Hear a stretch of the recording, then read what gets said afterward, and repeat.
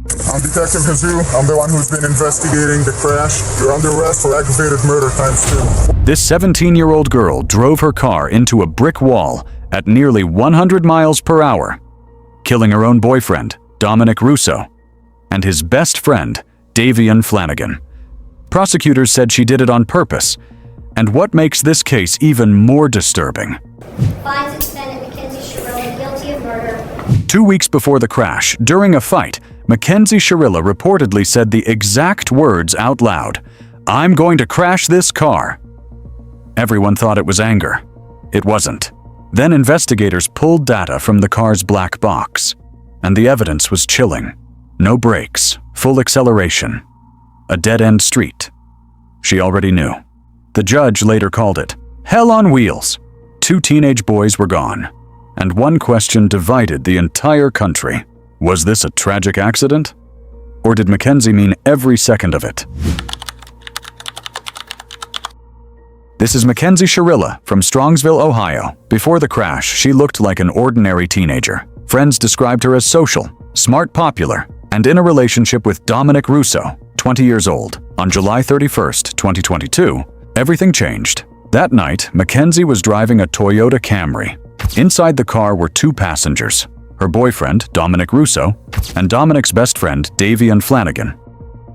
What happened next lasted only seconds, but those seconds would later decide a murder case. Surveillance footage showed the car speeding down Alameda Drive in Strongsville.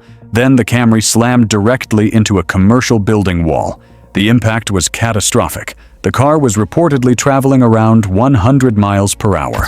She's 17, so it would be a juvenile Okay, thing, yeah. that's where, okay.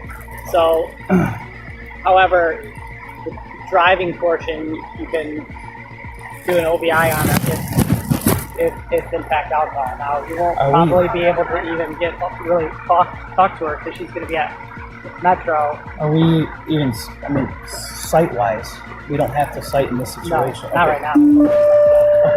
Okay, that's where I'm at for the report. Got our blue bag right there, too. Want me to grab it? You want me to grab it? Go. Is she going on the flight? No, she's going up. All right. Confirm with the captain. We got a bird in route.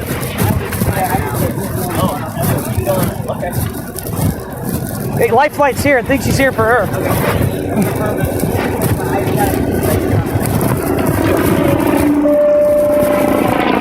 Split in half from hitting the building here. It looks like this is where it's split. It is a horrific crash. There are pieces of the car scattered all over. It looks like it's exploded. They look inside. Oh my God. You can hear the distress in the officer's voice. Who can hear my voice? Oh, man. Hey. Not good, not good. They see a female driver. She is wedged with her head underneath the dashboard. She's breathing. She's breathing. What's your name, dear? She was incredibly lucky to be alive. Anybody would be lucky to be alive after a crash of this magnitude. Dominic and Davian died from the crash.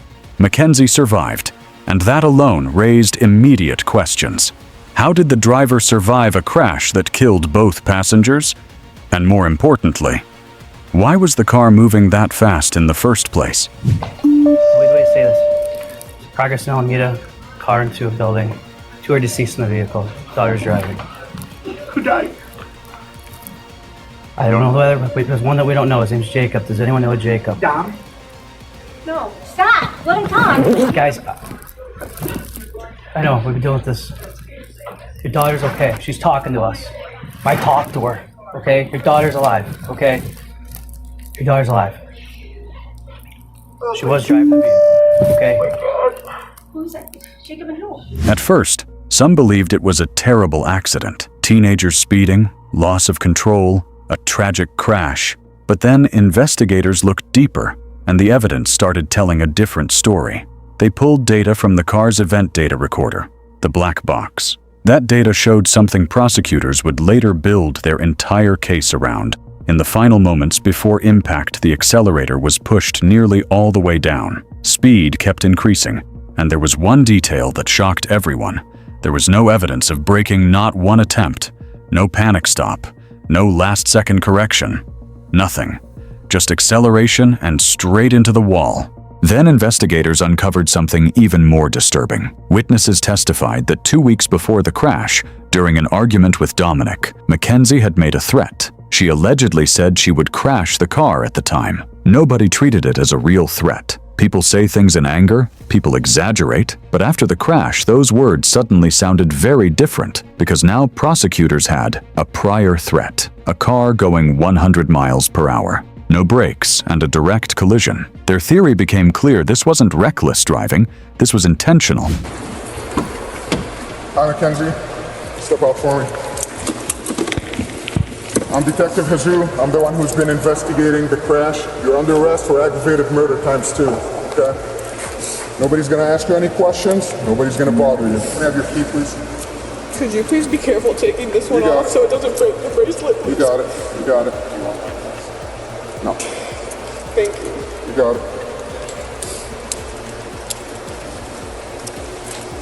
Okay, just keep your hands right here.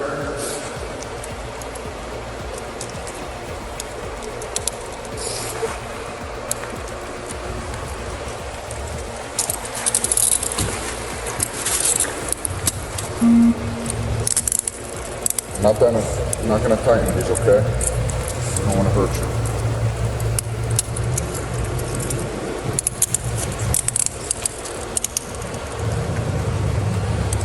You good? Are they good?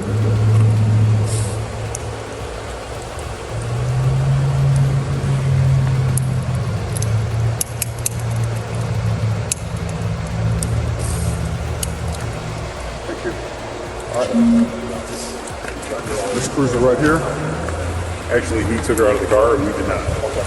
Do you have anything out of pockets? Anything like that?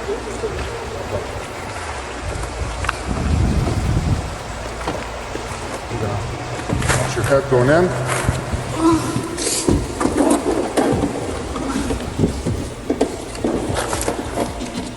That is video of Mackenzie Shirilla's mom at the police station after her daughter was taken into custody. Again, Mackenzie's mom and dad defiantly stand by their daughter, saying that she is innocent. How you guys did this on the weekend is just, what you like to do is go, hey, there's a warrant for, we would have brought her right down here with no problem, but you hit it.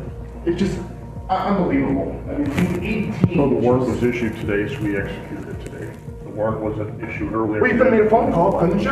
You had your creeper out in front of my yard watching. So, she can't take any, she's an adult, she can't take any phone calls right now. She'll be transferred downtown. I don't know when. Service just called to advise. She'll be transferred downtown. Okay, well, I still need to speak to my daughter, so she understands whatever, not to say anything to you guys. Okay, and I don't know about the phone, I would have to ask about that. And you go find it's mine, it's not hers, I do need it, I have other children.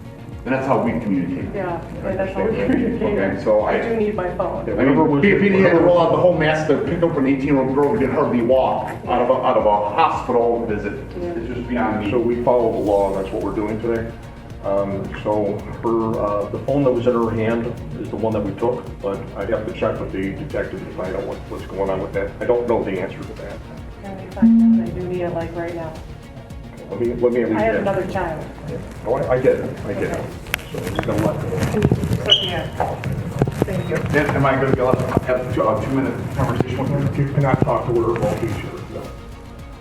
Why doesn't she get a Well, phone she has call? legal If you arrest her, why representative. don't she get a phone call? She was just brought in. They're going to process her. As soon as they get the time for her to make a phone call, she will be able to make a phone call. You just need to advise her, she has a lawyer. She's a lawyer. She does have a lawyer. She is 18 years old and she could speak Yeah, that. but she's a dumb 18-year-old that just turned 18. Well, And you guys are, no, all the kids nowadays are dumb. And these guys are going to take advantage of her. She's not allowed to speak to you guys. I'm telling you that. Her from attorney lawyer. can call us. I just need to. Don't ask her any questions. She's not allowed to speak. The trial began in 2023, and it became one of the most talked about teen murder cases in America.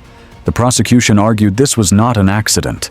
They said Mackenzie used the car as a weapon weighing thousands of pounds.